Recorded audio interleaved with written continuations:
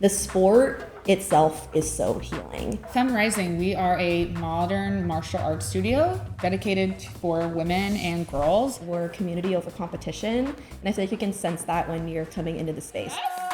You are worth defending. The confidence, the empowerment to take up space, to make eye contact, to use your voice, just those simple movements, you can really go through your life carrying a different type of internal confidence. I would love a world where Femme Rising doesn't have to exist anymore. We're a movement, we're a mindset, empowering the next generation. We don't love intros, so I'm just going to say it. It's Lauren Galetsky. I'm Jackie Jamelis.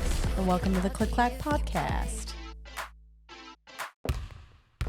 We are back again, clacking, and we're not snacking this time. No, unfortunately, we're not. I know you need a snack, but we are so excited to have everybody back today because we're at a really, really special place here in Portland, Oregon. We're at Femme Rising here in Portland, Oregon. We're going to introduce the amazing founder and the chief community officer as well. Like, I cannot wait for this interview today. I cannot wait. I mean, we've had a day, like photo shoot, dinner together, and now this interview.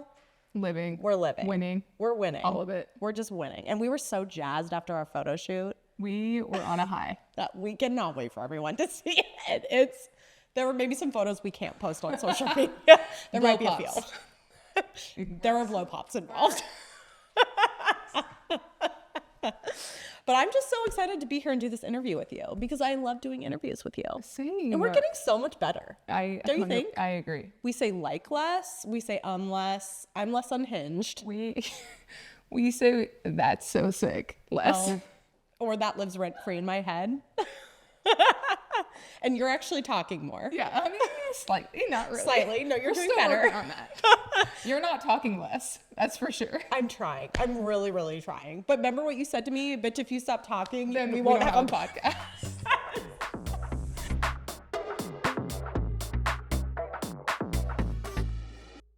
We are at a very special place today in Portland, Oregon. We're at a modern jiu-jitsu studio called Femme Rising. We have the amazing Femme Rising team here. It's a brand new jiu-jitsu studio that's dedicated for women. And we have Valerie Sizemore here, who's the founder of the studio, and Ella Quinney, who is the chief community officer and manages all of the amazing member experiences here for women. And we're just so excited to have you guys on the podcast today. Thanks for being here. Yeah, thank you so much for having us. I'm so comfy right now. Yeah, I know. This is the first pod we haven't had shoes on. I feel naked. To our world. Jackie's Literally naked.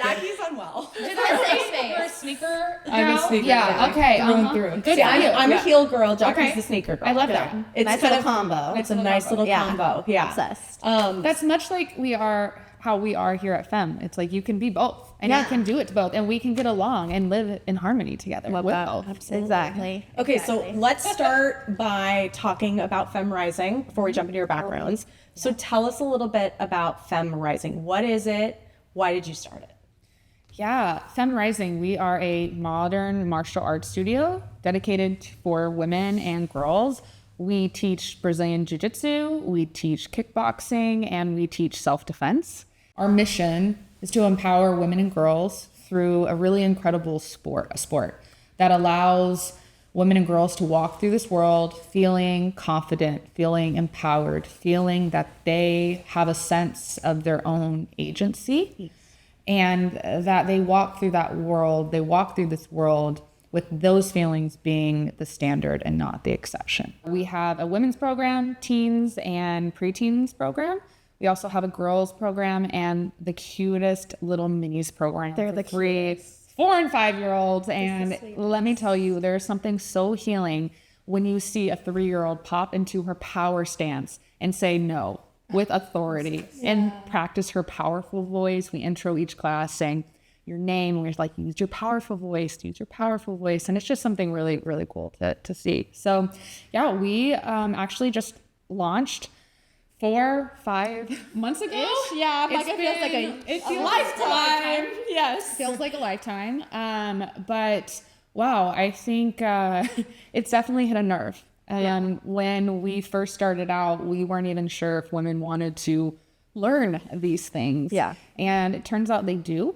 They just need a safe, beautiful, clean, inspiring place to do it in. Absolutely. So, yeah. I mean, this place is for the girls. Like the second, we can't even explain to you the feeling of this studio. It just feels like every single thing is designed for women, from the flooring to the equipment to the bathrooms. All my favorite products are in the bath. I'm like, it's just really special. It's very special to be in a place that feels like it has really been designed from head to toe for women. Looks like Kim Kardashian's home. Yes. And that is exactly what I felt when I walked in. Compliment, but yes, it's a big compliment for me, so I appreciate that. I'm Yes, so it glad is. that we're on the same page. Yeah, there. we're on the same page. Yeah, and me. And it's something really cool too, getting to observe Val from the very beginning, like seeing and watching her vision come to life, and just seeing an amazing woman lead in that way, and getting to be involved in all of the minute little details was so cool for me to see. That it's like, oh my gosh, yeah, not only was this place designed with women in mind, and you can feel that, but you get to engage in the space differently knowing that. Yeah. Oh, Yeah. so So, well said. yeah, That just hits. My girl, Ella. Yes. So good. So good. We're gonna jump into your backgrounds, how you two met. Yeah. But before we do that, do you want to ask them a little bit about? Yeah, so curious, what is your sports background? It's okay if you don't have one either, but would love to hear if you do. Yeah. Yeah, I'll start. Go, girl. So I grew up in a big girls sports family. My dad is like a huge women's sports fan, and he loves basketball. He loves women's basketball specifically. Oh, I know. US Papa Quinney. Yeah, Papa Quinney. Yes, love him. Papa Quinney's a UFC fan. Yeah, You've already UFC. established that. Yes, already established that. And yeah, so it was like really forced upon us that we would do sports growing up. And so I feel like I did everything under the sun, from soccer, softball, basketball, tennis, everything. And basketball really stuck with me like K through 8th. And then I kind of had to make a decision in high school of whether if I wanted to run with tennis or basketball, because it was in the same season. And so I decided to run with tennis just because I feel like I had more opportunity there. And I quickly became the captain, like very quickly, like sophomore year, and was varsity really quickly, CIF all the way through. Wow. But yeah, that's basically all my sports. But I love playing sports like recreationally, and I'm like a very non-competitive person, which is something I'll talk about a lot on the pod. It's amazing. But I love sports, and I like love play, and I think that's why I love sports so much, is that you get to engage in it in such a youthful way, and why I love Femme so much, because we get to engage in a sport that historically has been very intimidating and like a very youthful play way. Yeah, that's me. It's amazing. Bravo. That's amazing. Yeah. Well said, girlfriend. Thanks, honey. Love Your it. turn. I started actually running. My background is cross country and track and field. I had my first competitive race when I was 6 years old. I don't know why, but my elementary school had a running team, which I mean, I was like, okay, sure, we'll start. Let her shine. So I did my first race when I was 6 and was decent at it. Continued running through middle school, through high school. Got involved even more in high school in track and field. In which case I did track, running, and the jumping events. This was in Texas at the time. I was able to take a couple gold, Texas State gold medals. And yes. Just keep on impressing. That was a cool moment. One of my gold medals was the high jump, which for a 5'7" girlie is like, in high jump, like I'm pretty petite for the high jump. It's like, so that was like a really cool one. So cool. And then a couple in the relays, and then also in cross country. That took me to college, to the Division I level. I ran track and field and cross country at SMU in Dallas, Texas. Wow. And I competed in the heptathlon. And the heptathlon is 7 events. It's field and running. It's the high jump, long jump, shot put, javelin, 800, 200, 110 hurdles. So you get to do all of those. I competed in that in the spring, and then in the fall ran cross country. So that took me through college. After college, I ran into kind of this has been my whole life since I was 6 years old. What do I do now? Pursued the trials. I was not able to make it. I went into somewhat of an identity crisis, as one does when it's been your whole life for 20 something plus years. I actually at that time got into triathlons and competed in my first Ironman triathlon. That was a thing. Yeah. And that did it for me. I was done for a while after that. So that was it. Achieved a lot. We're good here. Do you feel like you're a naturally competitive person? Yes. Okay. Yes. Even Very you much saying so. that is humble. That's fair. That's fair. They should be sitting next to each other. And you and Jackson should be sitting next to each other. Yeah, definitely. We balance each other out. We balance each other out really well. And it's Yes. really cool. Because sometimes I'm like, Ella, come on, you can do that submission. Like, take it down, you baddie. Yeah. And then sometimes she's like, Val, breathe. And I'm like, yes, okay. Yes, good, yes. we're good. That's exactly right. Yeah. Yeah, so that scratched that itch for a while. You asked me earlier if I continue to run, and I do so casually. I think at a certain point it became, that itch was scratched, and it became a good part of my life that I do look back on fondly.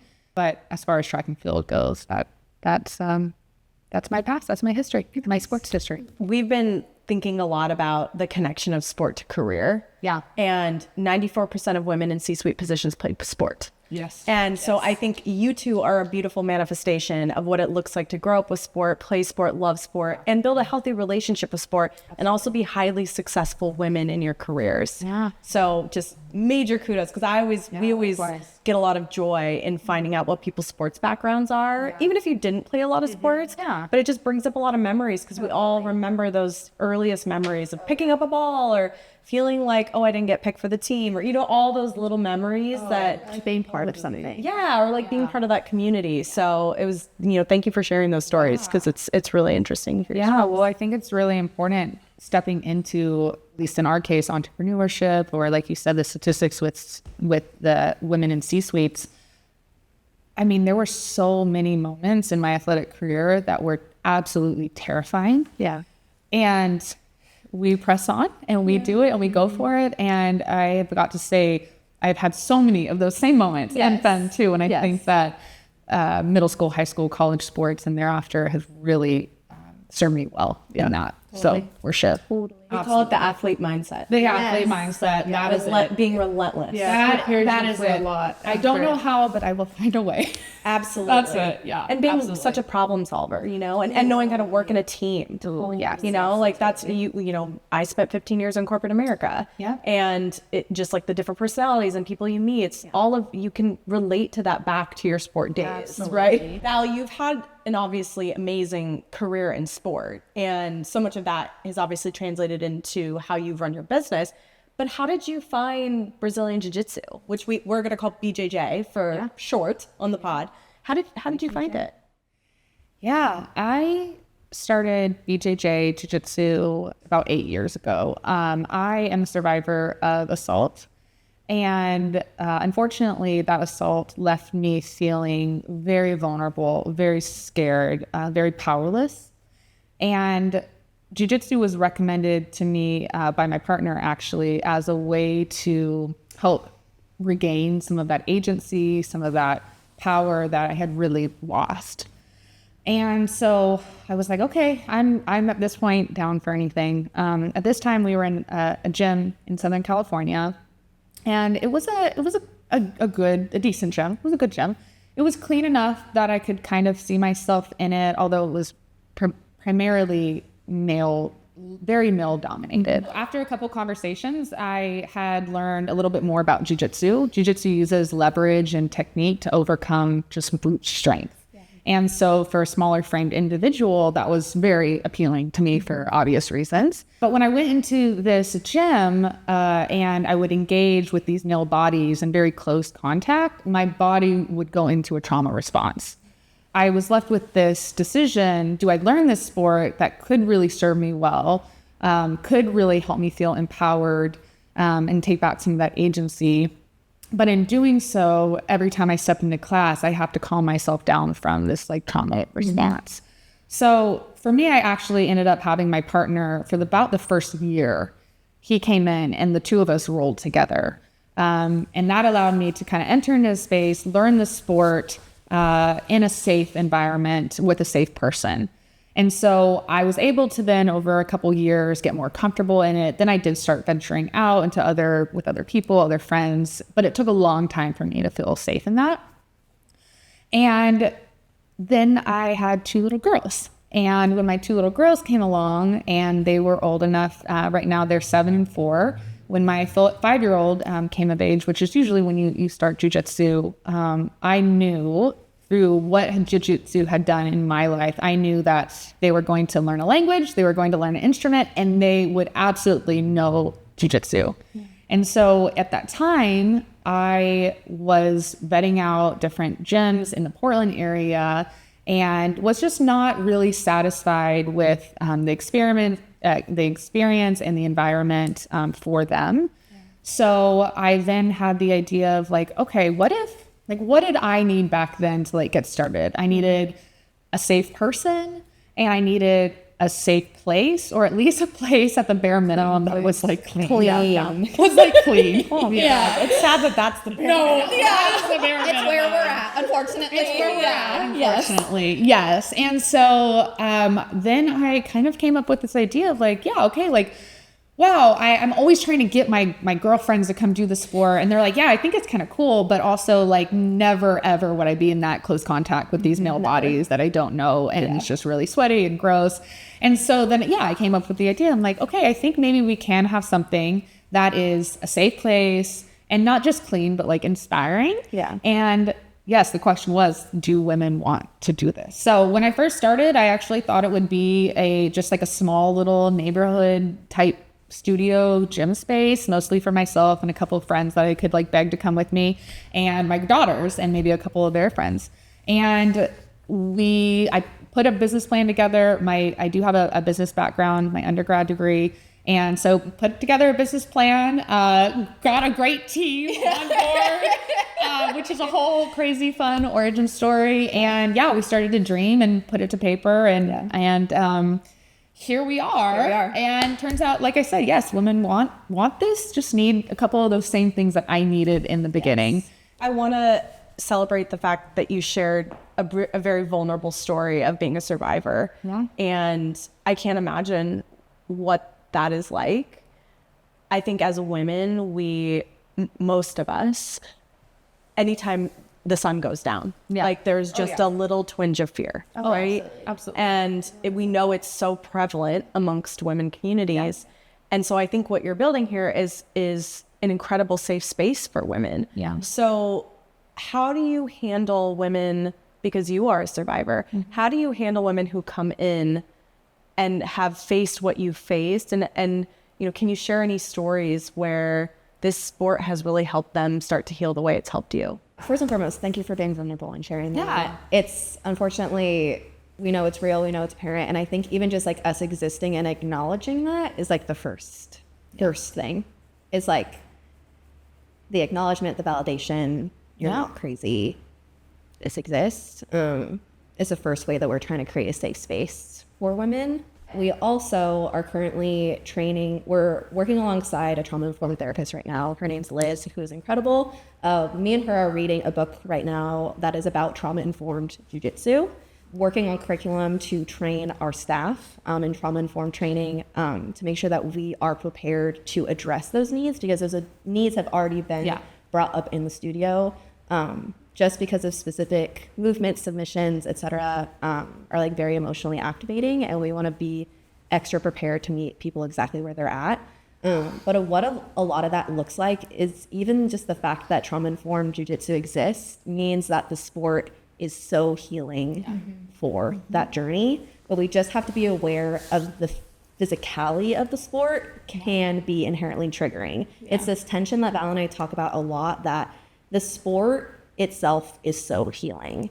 The agency, the empowerment, the voice, the consent aspect as well, like that I get to consent when who is touching me where, touching me when, is huge. Yeah. Getting that control back in the sport is huge. But you have to do that in specific movements that are very triggering. And so like, how do you strike a balance of that? And that's what we're learning in this book and also in the training that we'll be having for our staff. Yeah. Beautiful. That's incredible. Thanks. I mean, wow. I think there's this big industry term around holistic wellness for women. And everyone's like, what does that exactly mean? What does that mean? But I think what you all are doing here is a testament to that, right? You're not just teaching the basics of jiu-jitsu. You're trying to get into the psyche of these women as someone who's been through a horrible experience to find ways to better tune the sport to support these women. That's holistic wellness to me. I think there's also something to be said too, just like my background's in teaching, so I've done a lot of like psychological work with children, specifically with trauma. Something that I've learned like in my schooling and all the books I've read is there's something to be said about movement with trauma. That's like you can do as much talk therapy as possible, and I'm in therapy, and therapy is great. But if you're not doing any movement side, there's something inherently like in our bodies that like the healing cannot happen unless movement is happening. And there's something with jiu-jitsu specifically that is so, it like connects like the psychological and the physical healing. So it's cool. Body's cool. Yeah. And I mean, we anticipated, being a place where women come in to learn this sport that is very physical, but there is that emotional and mental side of it too. Absolutely. And so we are actually soon launching our well-being program. Dr. Quinney, she has 2 PhDs. Her and I are actually both come from academic backgrounds. I'm working on my PhD in ethics. Thank you. Literally baddie. Yeah. She's so humble about it. Definition of a multidimensional woman. Literally. Yeah, it's well, true. I receive, right? Yeah, I you receive. receive, We yes. tell each other we receive. We Yes. receive. Yes. We receive. Thank you. Yeah. Dr. Quinney, she's coming on to run that well-being program to tend to that emotional, mental well-being component of jiu-jitsu, of self-defense. We'll be running individual therapy, care, and counseling sessions, as well as group cohorts, going through different topics of trauma-informed therapy and training. And then also we have community events that we try to care for the emotional and mental well-being of women as well. So it was definitely something, and I think that is something that, like you said, it's more than just a sport. It is truly, we are trying to say something and do something to the statistics. And the statistics are that 1 in 3 women will face assault or abuse in her lifetime. And to us, that is unacceptable. Yeah. And so partially too, with our girls and minis classes, why it's so important to us is because for my daughters, for example, I hope they will grow up in a world, or at least be given the tools that they won't be part of the statistics. And if you look what's happening, we're not protecting women, we're not protecting girls with our regulations, with our systems, with the statistics. And so women are ready, and this is part of what a lot of my PhD work is in the loss of women's moral agency in contemporary society, and how and if are women trying to take back some agency. And so this is a way to do so. And so that's why we're here. You guys are amazing. Both of you. You're amazing. I taught the morning class this morning, and I had coffee with one of the guests after, and she told me a story of she's been doing jiu-jitsu and a couple of our self-defense classes just for a month or two now, and she told me a story of she was in a grocery store recently, and there was a man following her, and normally she said she would have just kind of like, ducked her head and kind of ran to her car quickly, but she was like, no. She had just gone to one of our self-defense classes, and from time to time in our curriculum, we talk about our voice as our first line of self-defense. And she had just come from that class. So she was like, I'm going to use my voice. I can use my voice. So in this instance, instead of just ducking her head and walking to her car and, that anxiety that we're feeling, we're kind of always looking over our shoulder. She went up to the security guard and said, hi, I'm uncomfortable. This person is making me uncomfortable. I'd like an escort to my car. And great, she did it. He walked her to her car. So it's even small things like that where she was like, why am I not using my voice? In this case, I'm partnering with someone, but why am I not using my voice to make myself known, to take up space? And I think in this instance too, we're so, at least from my experience, have been culturally and socially conditioned from young girls to be small, to not make a fuss, to not bother someone's day, to not to not be an inconvenience to someone. And so I think we're learning that we can be quote inconvenient, and if it's inconvenient for you, well, that's your problem, and that's fine. So that's fine. Yeah. So I think it's facilitating a lot in that way. And like you said, it's the anxiety that when the sun goes down, or not even when the sun goes down, it's leaving our house. It's the week we opened was the week. I'm not sure if you guys are aware of Melissa Germain. She was the Beaverton nurse who was murdered on her way to her car. And we've actually been very closely following and participating in the hearings and trials, just very near and dear to our hearts. But it's those situations. It's that those things should not happen, and giving women even the confidence, the empowerment to take up space, to make eye contact, to use your voice, even before you've engaged in anything in self-defense or jiu-jitsu related. Just those simple movements you can really go through your life carrying a different type of internal confidence. And like I said, it's once you can break through some of those things, you're like, what can I do in the world? I think a lot of it too is the posture that you have, not even just like taking your class, but like what confidence actually means. It's, yes, like our first line of defense is our voice, but it's also the internal narrative that's in our head, like telling us about our worth. And I truly do believe like taking these classes teaches you that you are worth defending. Yeah. And truly to embody self-defense or even engage in those movements, you have to know that first. And I truly do believe that even me, like taking these classes, you may not believe that at first. Like I struggle with anxiety and depression, and it's really hard for me to believe that about myself. But being in a community of people reminding me of that, helping me to engage in these movements, reminding me of that, helps me truly believe that. Yeah. And I truly do believe that's what confidence is. Yeah. Beautiful. Beautiful. Jackie and I talk a lot about confidence because I think women are conditioned generally not to be confident. I mean, the whole beauty industry is built on that, right? I will say Jackie and I love beauty. We love beauty. But even in our last episode, we talked a lot about kind of flipping the narrative around thinking about like aesthetics as a way to fix yourself and more as a way to celebrate your beauty and really live healthy in your body and build trusted women's communities where you can really find that confidence. I mean, I think confidence ebbs and flows as you navigate life and you go through certain things. For me, it was injury in my sport, and just like kind of having an identity crisis while I was injured.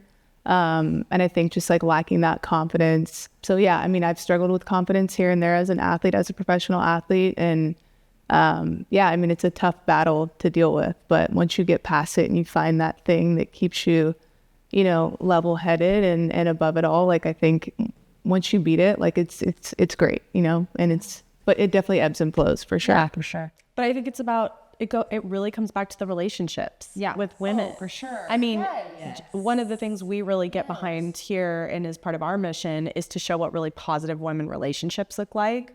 Like we always say, we're our ultimate hype women. I'm like, Jackie's my ultimate hype woman. I'm her ultimate hype woman. Like everybody needs their hype woman. We need a hype woman. Like you said, Ella, women are so often pitted against each other. And we've both experienced that in our own lives and careers in corporate America and other situations. And it's like, we are more successful when we support one another. That is, we rise together, right? Yes. That is truly. I think it's super important too, the people you keep around you, and like for me, I had two amazing parents who just like instilled that confidence in my sister and I, and that kind of, carried us for a long time. But of course you go through adversity and you go through things and you lose that. Yeah. But it's your tribe and it's your people that, if they bring that out of you, like you just feel like you can conquer the world. Yeah. No, absolutely. Yeah. One of those people there to remind you when you're not feeling all that groovy that day, just to lift you up and pick you up and say, okay. Yeah. I got this. So I know when I'm feeling down, I'm coming here. Yeah. Yes. I'm hanging out with Ella. Yeah. I'm hanging out with you guys. Yeah. 100%. We will all just go in a circle and be like, here's what I love about you. Yeah. Here's what I love about you. Women empowerment, though. Yeah, women empowerment. It has never been more important. Absolutely. Never been more important. We have to keep pushing. So what you two really are doing is kind of flipping the script around this sport. And you mentioned, Ella, that maybe women who had found their way to the sport had to sort of assimilate to a masculine way of operating. So one, we want to understand, how do you do it differently at Femme, but also, have you seen women who were part of the jiu-jitsu community before find this to be a much better route for them? I love to say that I'm the target market of FemRising, because Val and I met when she was just thinking about creating the studio, and she pitched the idea to me, and literally I was like, yeah, Val, like I have never had a desire to learn jiu-jitsu because of its inherently vulnerable and intimidating environment. But if she created it, like if she created a studio, I would be right on in there. And here I am, like consistently taking classes, and it has been the most empowering experience, not just because of how beautiful the space is and how clean it is. And I know I will not be getting ringworm. Yep. Just so important. But there's something to be said about the community that we're building here, and that truly is my bread and butter. I love to say that we're community over competition, and I feel like you can sense that when you're coming into the space. Not that competition is a bad thing, but something that I love to think about is when you think about how the patriarchy works, not just in general, like in our background, but in systems, it loves to pit women against each other. And when you think about, if you actually are a feminist organization, you have to be leaning into the inherent communal nature of what feminism is. My success is dependent on your success. Your success is dependent on my success. It's communal. And so when you come to a class, not only will you be immediately welcomed in, you'll be known by your name, pronoun, who you are. We're going to be so excited that you're here doing something so new, honoring your bravery coming in. But when you're in class, you will feel so safe to ask questions, to not know something. You'll be celebrated when you learn something new, and your hand will be held the entire way. And it has been so cool seeing women who have said yes and did the brave thing of saying yes from the very beginning, September 21st, 2024, and seeing them now, and not only the friendships that they're building, but the confidence that they have to invite other people in. It is so cool. And I genuinely, like, it's so different than even any sport that I did growing up that loves to celebrate individual success. And you want to pit people against each other. You want to be the best person on the team because it's very individualistic. But there's something about jiu-jitsu, and you'll learn when you'll see us roll around later. I can't wait for that. Yeah, It's so fun. Your success is dependent on your training partner. Yeah, like absolutely. You can't do jiu-jitsu alone. Yeah. So it is a team sport. It's a team sport. Oh yeah, for sure. Yes. Yeah. Yeah. Bravo. Thanks, buddy. No, yeah. well But are said. you trying to like beat the other one in a sense? This is a very ignorant question because I really don't know. No, it's a great question. Yeah, you're trying to submit them. What that looks like in real practice is you're using their body, you're using joints, legs, arms, and you're using that against them. So you're bending it in odd angles. You're cutting off blood supply to the head. Trachea. The trachea. Yes. Crazy. You're doing movements that if they don't tap, which is what we call submission, they're going to go to sleep or they're going to break something. Yeah. So in this community, we want to get to that tap, and it's cool because someone gets a tap and like everyone cheers. We're Like it's so excited cool. for them. Yeah. So yes, you are trying to submit them.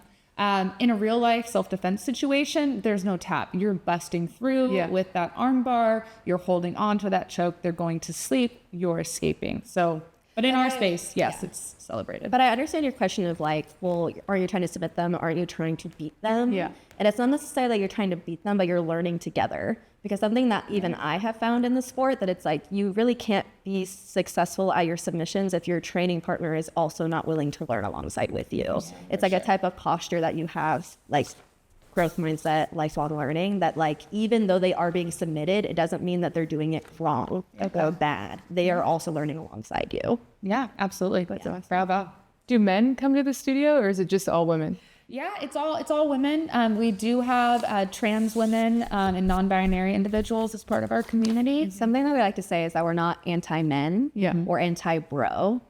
And one thing that we like to say into is, that. Yes, because there's a difference. Yeah. There's a difference. because bro is an attitude. It's something that we like to keep at the door. Got it. That's something we could talk about. Yeah, we're leaving it at the door. It's like that competitive, threatening, intimidating posture that is non-receptive to feedback, is not interested in friendship, not interested in growth mindset. And we like to keep that at the door. Actually, we just did hire a male instructor for our kickboxing class, John, who we adore and who Such an ally. literally embodies anti-bro more than anyone I think I've ever met. True. I'm like, you're challenging me. Like, Yeah. you're doing great. Such And an ally. it's been such an interesting conversation. I'm so happy that you brought up that question too. Is even when we launched our brand, we got that question a lot. Yeah. Like, will men be allowed? Yeah. And I honestly love that question because it begins a beautiful conversation of why are you asking that in the first place? Yeah. And it serves like kind of thinking about the culture and the history of the sport that has historically always been catered to the male experience, fed through patriarchal systems. And so I love getting asked that question because it's like, well, like, okay, how is our studio different than the hundreds of studios, not only just like literally in the Portland area that have served men for years? Like, why are you looking at us versus these studios that you've always had access to? Yeah. Like, why do you want to come to us when like we're trying to just open the door for women who have never felt welcome in the sport? Yeah.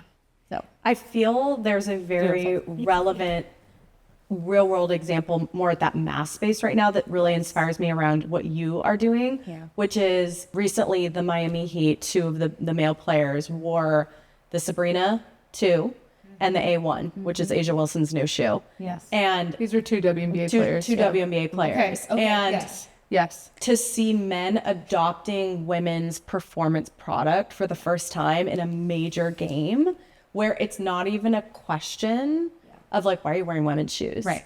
I feel like you guys are flipping that script in the space of jiu-jitsu that is really powerful, where men, I hope, will adopt the same mentality if this is something that they feel like they can connect with and find community with, because there are men that need that. Absolutely. And so I just wanted to bring that real world example up because it felt really similar to some of the narratives we're finally seeing out in kind of the mass professional sports space. Yeah, absolutely. So anyway, I just thought it was more of a comment than a question, but I think it was an interesting, you guys are really flipping the script. yeah. Oh, yes. And not everyone's happy about it. Yeah, as you can. I mean, we saw the Reddit boards, we know, and we were like, these women are freaking amazing. And it also is just like, it makes me laugh a lot at the time. And honestly, we have had to learn to just laugh with the responses of people that are so intimidated and threatened by women literally just taking up space and literally just speaking. And it's like these studios who are so threatened by our existence, saying that we're on their turf and just not. That's a true like story. that is a true quote. I had a Portland, a male dojo owner tell me to, quote, get off his turf. Yes. Wow.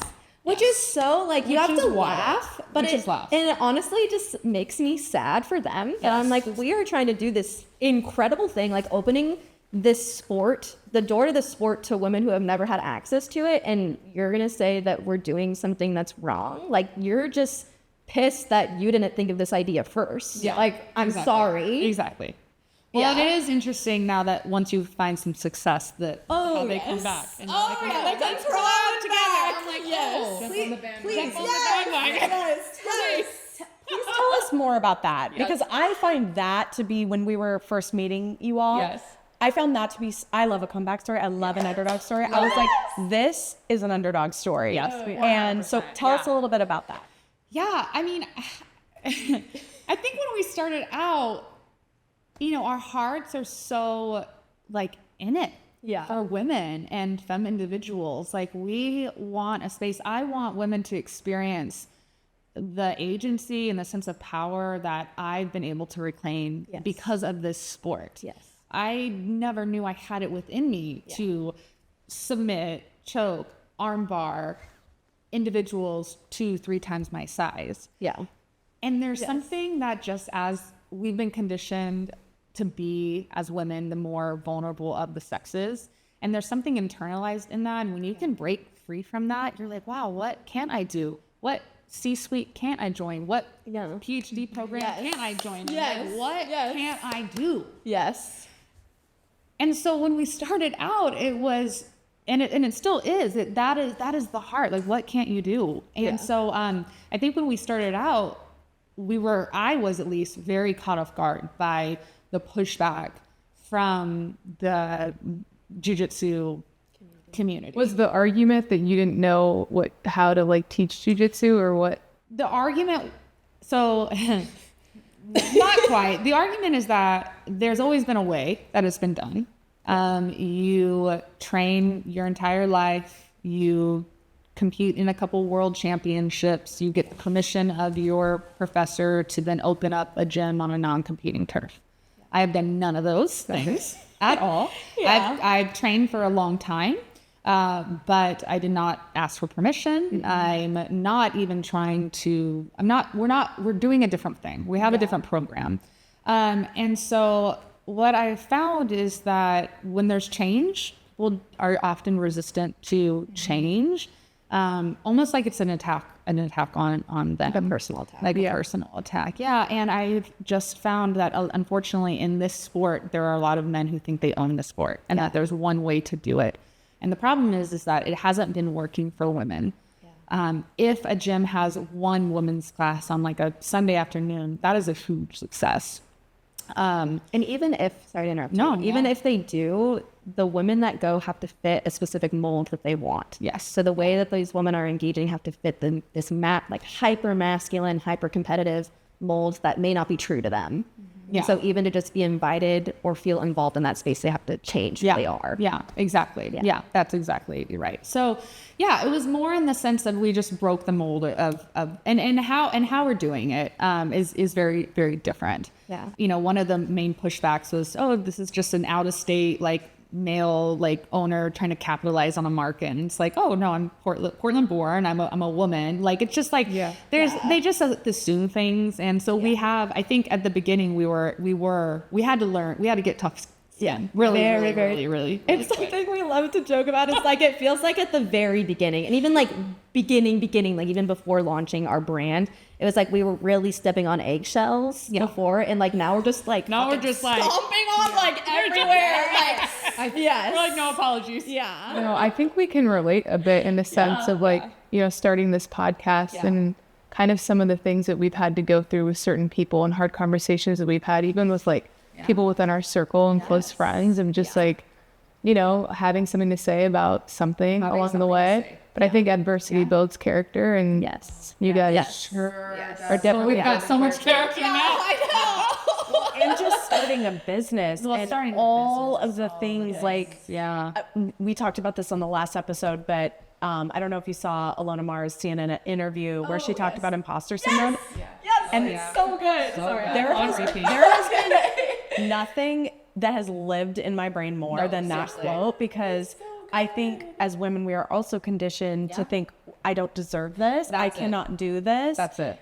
There's going to be too many things that are, you know, just won't work for me. And I think for us too, we can feel your spirit of this like passion of growing something that's really for women, because, you know, we're trying to really be part of this movement and be at the forefront of this movement, because it's just the beginning. It's just the beginning. And it's not just from the jiu-jitsu community too. We had received, there's a common rhetoric that goes something like, women are meant to be the protectors. Women don't need to know these. There's a rhetoric of why would women do this? Why would you want to do this? There's also a rhetoric. Ella and I actually have bonded. We've both also deconstructed from high control religion. Yeah. And so deconstructing in our former context was a lot of gender role conversation. Yeah. And why would women need to do this? It doesn't fit the role that's been prescribed to you. Yeah. So in a lot of our conversations, we've had to have those hard conversations too. Yeah.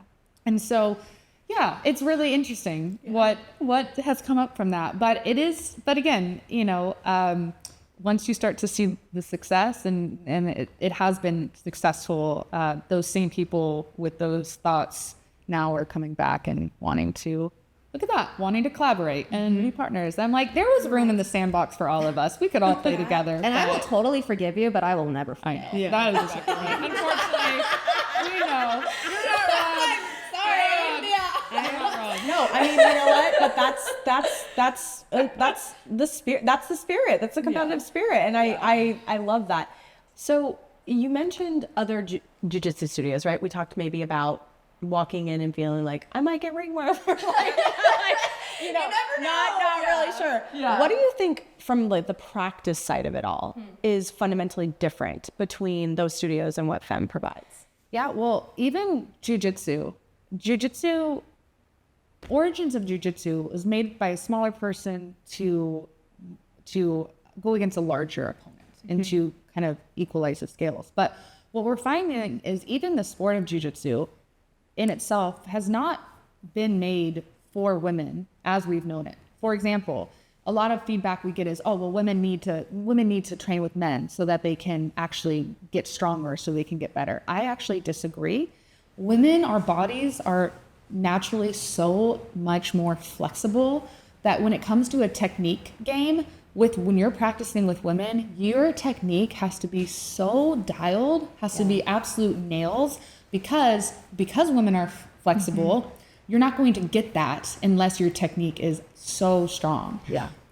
So the way that the sport has actually been made, there's some movements that we'll practice, the coaches will get together and we'll practice, and it might work on a guy who generally has less flexible limbs, joints, ankles, and then to a woman, you've got to make some really serious adjustments. So we actually feel like we're elevating the game of jiu-jitsu. Yeah. You're not relying on strength. You're not relying on someone's inflexibility. You're relying on straight technique and form, because you're not going to get away with it. So for the practice in general, I think we're doing a service to women for sure. And I think we're doing a service to the sport in general as well. Absolutely. I am so motivated to come and do this. Come take a class.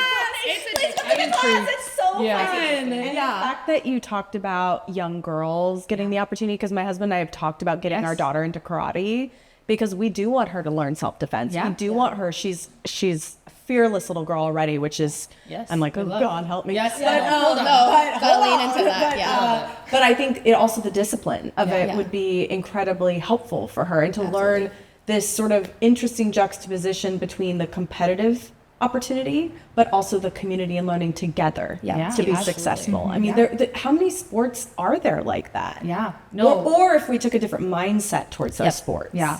Well, and for youth too, jiu-jitsu is something that we're talking again about women in C-suites.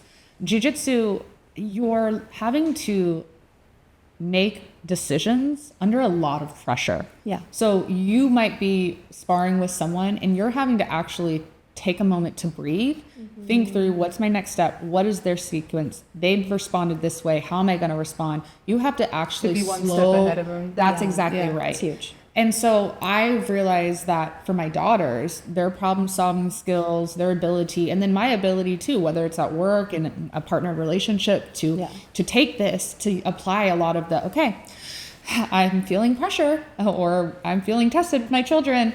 Take a moment, take a breath. What is my next step? What is my strategy here? So then relating that to C-suite, entrepreneur, in-home, partner relationships, it's truly a life skill beyond just the physical that I want my daughters to have to serve them well their entire lives. Absolutely. Yeah, it's a great sport. We love it. I mean, I'm like freaking sold. So we're going to switch gears just a little bit, but I want to dig a little bit into, again, the balance of competition versus the competitive spirit. Let's call it that, right? Because I think what I love about this conversation is that is Jackie and me, right? Like I resonate, I think, more with you, Ella, where I like success, but I also am not like, I don't wake up every day and I'm going to go to Orange Theory and beat Angela today. Although I'm interested to maybe try. But I think Jackie like brings out that competitive spirit in me, but also supports me. But like, you know, your experience is different. Well, I think, when you grow up in sport, as you know, like it's just so competition driven, and everything is, you know, beat the person next to you or do better than the person next to you, train harder than the person next to you. So you're just taught to be competitive through and through. I mean, I can't even play a card game and not be competitive. No, board games are banned. Board games are not thing. Well, I think too, when your identity is so tightly wound in that, it becomes something that, what am I reacting to here? Yeah. Am I reacting to, oh, I lost this match, I lost this race, I lost this game, whatever. But really, it's a ding to who you are. Oh, am I good enough? Oh, am I worthy enough? Or am I without that? And then that's where you see the emotion. And then that's where the card game or the board game is flipped over at that moment. Exactly. Yes, Yeah. we've been there. I think my greatest argument is just that both can exist. And both can And I exist. think Both can exist. women have always been told, just be the cheerleader. Oh, Right? yes. Just Yeah. be the cheerleader. You don't need, stop being so emotional. Yes. All these things that I get very triggered by, like the language and kind of I had once a female boss tell me like, you're, stop being a cheerleader or something. And I was so thrown off by that because I felt so gendered. Yeah. And so I just feel like both can exist. And I think that's what I think is such a cool thing about us four women coming together, is because that's what our brand stands for. Yeah. And that is so much of what you guys embody. Absolutely. Well, I mean, if you're invited, of course, to always come to a class. It's an interesting mix when you start and you start learning technique and you're working together, and then you turn on the live rounds, which we call rolling or sparring, and like these women get after it. Like they're badasses. Like they're my heroes. Yeah. And then there's a submission, and you have people on the side like cheering. You have your other partner cheering, because it's like, wow, And even it's the so person cool. who's submitted Yes. is cheering for the Cheering you on. person. I don't know if I could ever do that. That's fair. That is absolutely fair. Yeah. And that's okay too. It's not. I mean, I'm the same way. I mean, Like, maybe don't you don't love. Yeah, you never know. I think. You never know. I mean, it's not to say that it's a perfect world where you have to, be devoid of that competitive like spirit, I guess, in that context we're talking about too. Yeah. But it is one that, at least culturally, we are wanting to be one that is known for collectively growing together. Yes. Whatever that looks like, Yeah. which we're still piecing it, of course, together. Yeah. But don't mistake, these women get They get in it. They get in it. They'll It's walk me down a dark alley. They Yes. walk you down a dark That alley. is my goal. It's But like, it is like, it's not, you don't have to you don't have to exude that in every facet of your life. I have a tattoo and it's a lioness, and then it says cute. We have these like shared, all of our staff have these like lioness feline. Wait, look at this. Yes. Okay, let's There's go. something about Okay, I need to feline. get a lion. Yeah, Yeah, we're okay, gonna that's get gonna be our next hangout. That's it. Tattoos. Tattoos. But this one says cute and deadly, and it's like the same of like, Yeah. amazing. I'm gonna be myself. I like aesthetics. I like getting. I like doing. I like the things. Yeah. And also I Don't will fuck whoop with your me. ass. Like, Don't and we can be all Yeah. those things if we Yeah. want, or you can be one. I'm not trying to. It's the idea is that we're not trying to put women in a box. We're not You one get thing. to. We're not one thing. Truly, back to the question of like what sets us apart from other studios is, I truly think that is what sets us apart. Where it's like when you come in here, like you can be the most competitive person in the world, and you're gonna be honored and welcomed here. Yeah. Or you can have no competitive bone in your body, and we're gonna welcome you in with open arms, and we're gonna learn things from each other. Yeah. It's really cool. I love that. Yeah. And to accept both. Yeah. And to Like- accept both. And I think that's great. And also, going back to the whole positive women friendships, it's really easy to gravitate to people that are really like you. Yeah. Yes. And not challenge. And I've always tried to challenge the status quo in relationships and find community. And like, even I always laugh with my husband because I'm not a doctor, and I am constantly making friends with like all the physicians, and it's like, and they accept me for being this kind of like crazy outgoing girl, and I'm not a physician, but so I really challenge myself to connect intellectually with people that are not like me. Yeah. And I think that's what really sparked the idea of Clack, is like Jackie and I had this we were talking about this conversation about beauty, and we're working in the Nike Sport Research Lab, right? And we're like obsessed with sports. She's a professional athlete. Like I'm a PR girl. And we found this like commonality that really just sparked our entire friendship. Yeah. And I think we want to also encourage girls to find power and motivation in women that are not like them. Totally. And I will say the type of women that I think one of the things I'm most proud of is the straight up diversity in types in terms of occupation, in terms of culture, ethnicity, body type. Like I don't know how that happened so beautifully. And I think it's one of the things I'm most proud of. And it is really, really fucking cool. Yeah. It's really cool. It's really fucking cool. To just see people that I might not have necessarily gravitated towards, or when you pair people up, like you get the person next to you, and like that might not be someone you necessarily would ever have talked to, but guess what? We're going to spend an hour getting real close and tight, and then guess what? By the end of it, maybe we're friends, maybe we're not, but at least we've had these conversations and this experience, and it's really cool. It's one of the things I'm most proud of, I think. Yeah. And put ourselves in uncomfortable situations. And put ourselves in it. Because that is, and emotionally. that is, it. I think that is the key to life and to living is challenging yourself to uncomfortable. Like I'm like, oh, the thought of taking someone down, but then I'm also like, wait a minute, I think I could do it. That's it. Yes, you can. Yes, you will. Yes, you can. Yes, you will. Well, it is truly been like, I feel as though we could talk to you forever because we will be coming back to the studio. But you all opened in September of 24. Yes. When we found them, it was maybe early February, late January of 2025. These women have already built a following on Instagram of over 20,000 followers.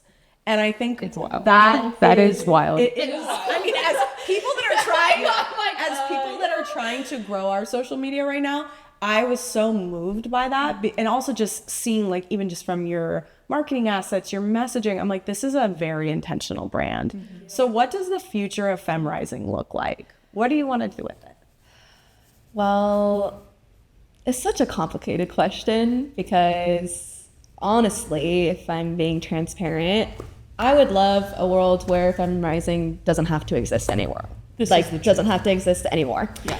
And it's something I think about often because I get asked this question a lot. Yeah. Like, where's FemRising going? What's your end goal? And honestly, I would love that we didn't have to exist at all. Yeah. But unfortunately, in our political climate of our nation and where we are in 2025, that's just not the trajectory that we're going. So I do think our temporary goal until FemRising doesn't have to exist anymore is to have as many FemRisings as possible, not even just as like, oh, business side, we're having so many different franchise partners, whatever.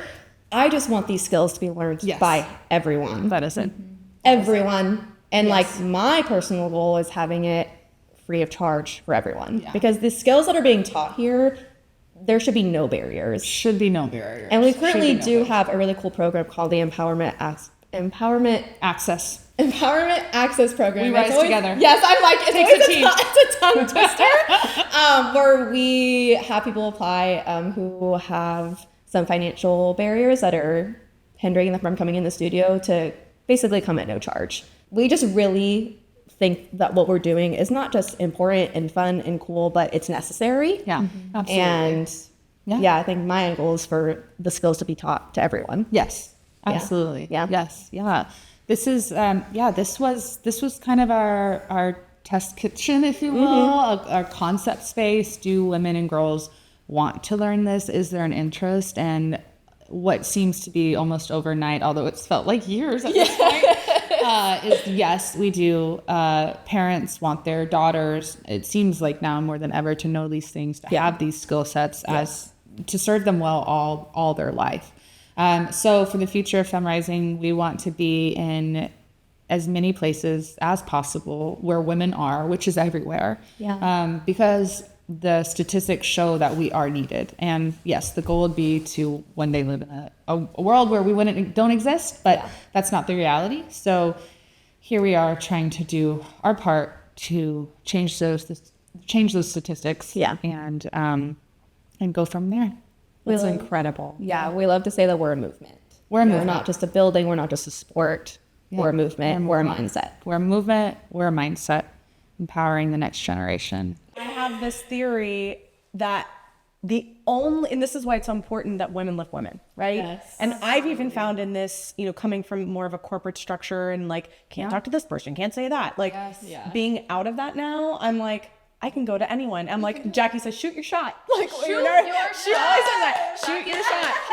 I sent her a screen grab of someone I reached out to who was like very high up at this company. And she's like, girl, shoot your shot. I was like, all right. But I think my point is like, you know, my goals have shifted so significantly, where you asked me 5 years ago, I was like, I want to be a VP at this company by the time I'm 40. And now I'm like, no. I want to make enough money only to invest in a future woman, because we were just invested in by a woman. Yeah. And we're very proud of that. And she said to us, and I think she'd be comfortable with us saying this publicly, that in a time where she needed hope, we gave her hope.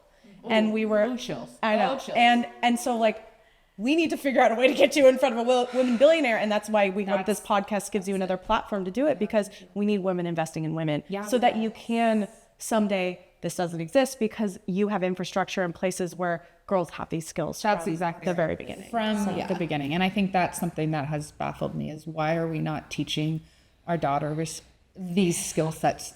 They are so valuable. They're so influential. They are so helpful. They will serve them their entire lives, physically, mentally, emotionally. We need our daughters learning these things, and we need to catch up too, as grown women who have never been provided these skills and these tools. We need them too. And so to be in a place where we can serve as many women as possible is our goal. I'm ready to bring my competitive ass on this mat with you guys. Teach me how these jiu-jitsu moves. Jiu-jitsu is kind of a tongue twister. It is a little hard. My mom still doesn't know how to say it, and I'm like, you know what? It's okay. I try to steer away from saying it because it's a low-key tongue twister. Val and Ella, it is an understatement to say this is an honor. And to find women like yourselves who've done so much in your careers and your lives for your communities, but also for now serving broader women, is truly an inspiration to us. And, you know, we hope this podcast can just be another platform for you to reach even more women. Because even if you're not in the Portland, Oregon area, this story and this message could hit home for so many women. So we just want to thank you. I also hope that this is like the beginning of the PR journey for you guys, because you guys should be out there. Like, your stories are incredible. The way that you talk about it and the impact that you guys have on the people that come through here is really inspirational. I can't wait to come. I can't wait to bring my soon-to-be wife. Oh my God. Oh no, we're gonna spar the fuck out of each other.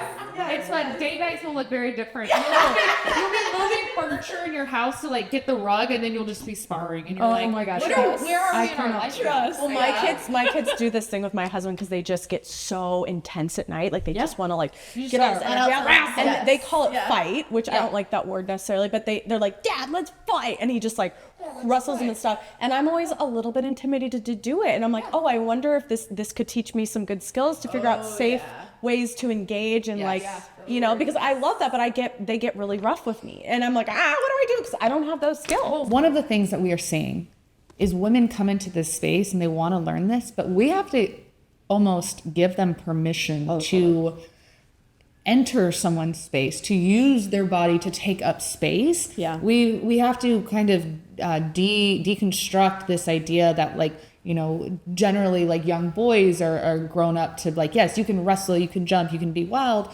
girls less so. And that we're seeing that into how a grown woman is posturing herself on the mat.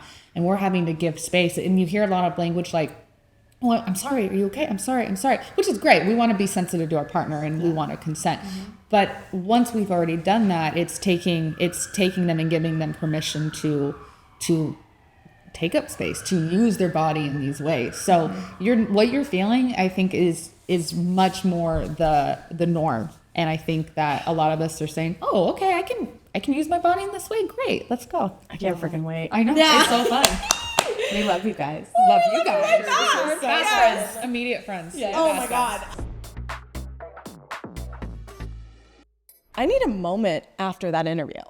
Me too. For me, one thing that stands out in my like confidence journey was when I was continuing to get injured in college. So it wasn't just like one injury, it was 5 back-to-back. So I felt like I was really going through just an identity crisis, and also a period in my life where I was feeling very alienated from my teammates and kind of just removed from what that team camaraderie kind of is all about. And I became super shy and reserved within those times too.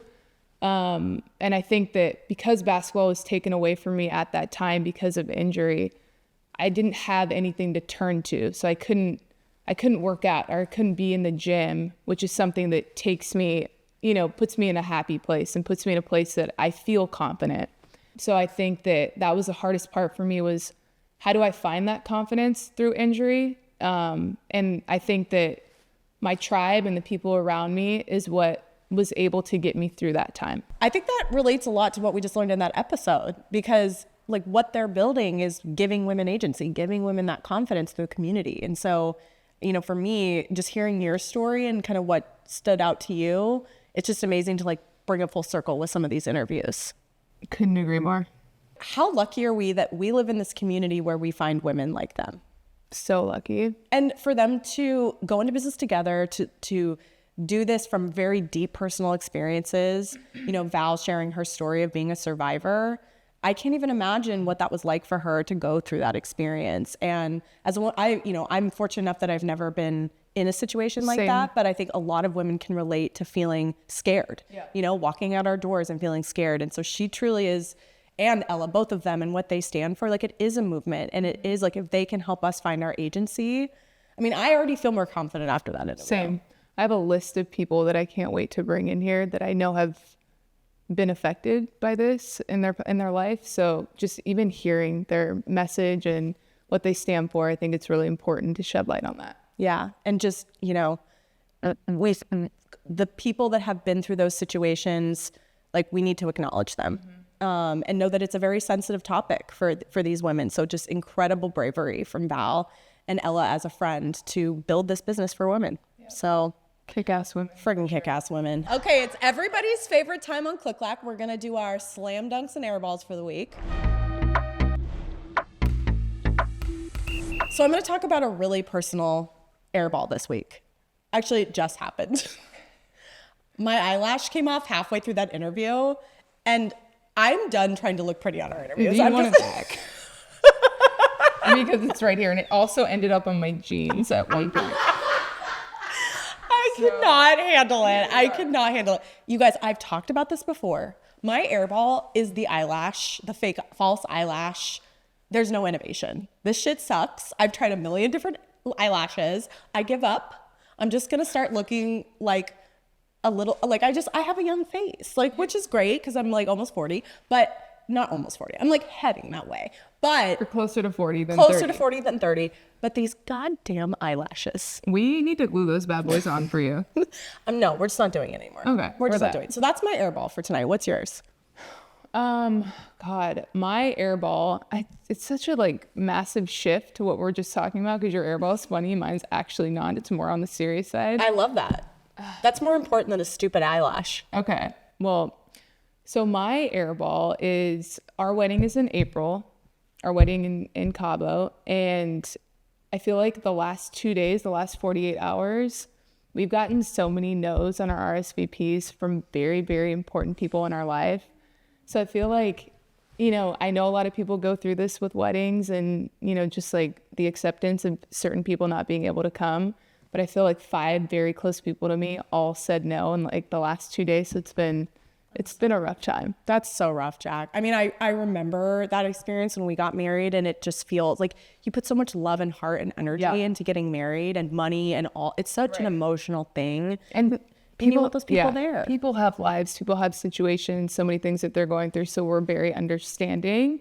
But at the same time, it is also a very hard pill to swallow, because it's just like it's not going to be complete with them. But you're coming. So really, that's all that freaking matters. I've already asked for about 7 song requests. I mean, I'm here for it. Abracadabra is one of them. We know.